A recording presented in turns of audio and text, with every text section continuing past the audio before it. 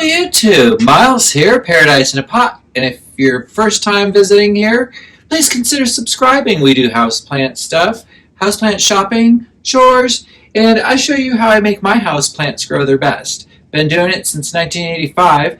Don't know everything, but I sure know a lot, and I'd like to learn from you. So go ahead and subscribe to the channel, and if you decide at the end of the video you liked what you saw here, make sure to give it a thumbs up, and please comment down below and let me know what you think. So this week I'm going to show you guys a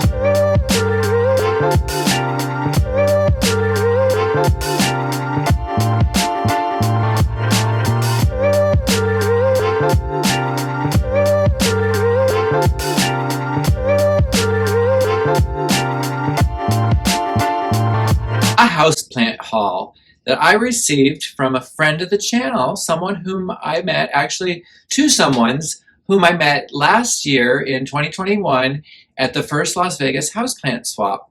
As a matter of fact, that year I remember distinctly receiving this Monstera Peru, which I think is probably twice the size as what it was last year because it's unfurling a new leaf. How lovely. She had come over the other day with her friend.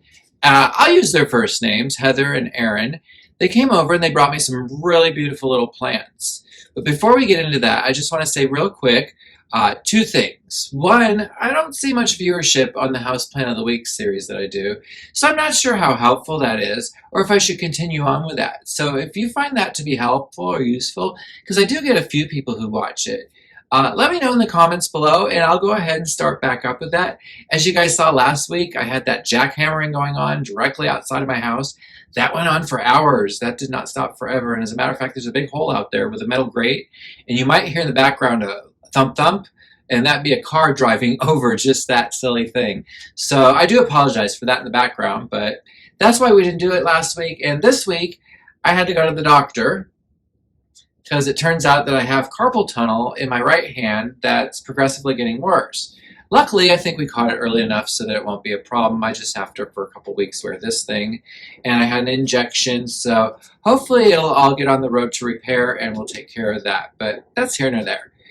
So the plants that I hauled this last week, was really kind of an unexpected little plant haul. I didn't expect anybody just to come give me plants. Although I will say, anybody out there has a bunch of cuttings they'd like to give me, I'd be more than happy to receive those cuttings either via mail, or if you want to maybe come over and take a little tour if you're local here, I'd be happy to set that up with you, no problem. Just give me a comment down below and we can talk about it more. Anyhow, the plants that they brought me over were some plants. She asked me the other day, we speak on Instagram, and Heather and I, she asked me the other day, she's like, what are your wish list plants in search of? So I gave her my almost impossible wish list of plants. And I say impossible because most of them are really pricey. And as I've recently discovered, I haven't paid more than $40 for a houseplant. And most of my plants I've received through trading.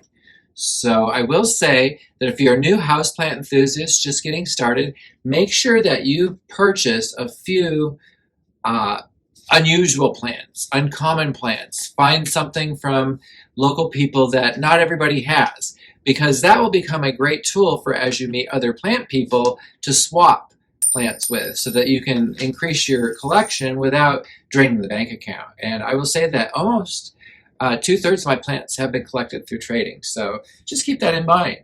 So on my wish list, getting back to my own topic as I interrupt my own self, I will say that on my list there was one plant that Heather said that she had, and that plant was the Hoya elliptica. Now I'm going to go ahead and put that up on the screen so you can see that. The Hoya elliptica is a wish list plant that I've wanted for a long time, and I just love the veination. It just looks like a little soft shell turtle shell, like what you used to get as a kid, you know, those little red ear sliders, or sometimes you get the little soft ones with a pointy nose, or at least I did. I just adore the leaves on this. It's so cute. And to really get it going, I'll be so excited. So Heather had given me two clippings, one with a couple of leaves, and then there's a stem in there you can see that is not with leaves, but it is the elliptica, that she said, go ahead and root it and see if it gets growing. It was the top bit cutting, so it might just grow. I've seen that work. It worked with my Hoya Kesii, so we'll see how that goes. The other one that you're seeing in that pot there is a Hoya that we're not sure on. She wrote 2 names down here, Jennifer or Clandestana. And I think that, because I do it too, there's no leaves on the roots, and if you don't mark it before you start propagating it, you forget what it is. And I got a bunch of Monstera silvipicanus, Cebu Blue, Syngonium, and Rhaphidophora. I don't know why I always start that way. Rhaphidophora decursiva. They were all node cuttings, and I've been mixing them up when I pot them up, so they're going to be little mystery pots, which will most likely just go to friends anyhow, so that's fine. So we're not sure which that Hoya will be, but once the leaves start coming out and or it flowers, depending on what the difference is, I haven't actually looked that up yet, so I know what I'm looking for when a leaf pops. But I'm confident that something will happen there with that, so I'm really excited. Other plants that she had brought me on the list, and I don't know if maybe some of them were from Erin who had come over that day, so I want to thank both of them. First of all, it was really awesome to have them over. But second of all, again, plants, I will take free plants all day long. So other plants that Heather and Erin had brought me that day were Hoya Croanii Black. And I'll show you a little clipping here. And then there's a Hoya Tangamus. Tangamus, that's it. A Hoya Tangamus, which I'm again showing you in the video. Then there's my first Hoya that doesn't have a name. And I knew this would happen eventually. I figured it'd be something I'd purchase. But they brought me a Hoya UT033. So, and again, I'm showing you that up in the video here. Also, with that, now that we're through the Hoyas of that list, she did bring me a couple other plants. One was a philodendron. This is a philodendron I didn't even think I'd ever get, and I'm going to sure take the best care of this little guy and make it grow up and be so big and beautiful because I'm so happy to have this philodendron ghost. Holy cow. I always wanted that plant, but I never thought I'd be able to acquire it, so thank you so much for that. And then the last plant on the list is a Tradescandia called Jose Puig.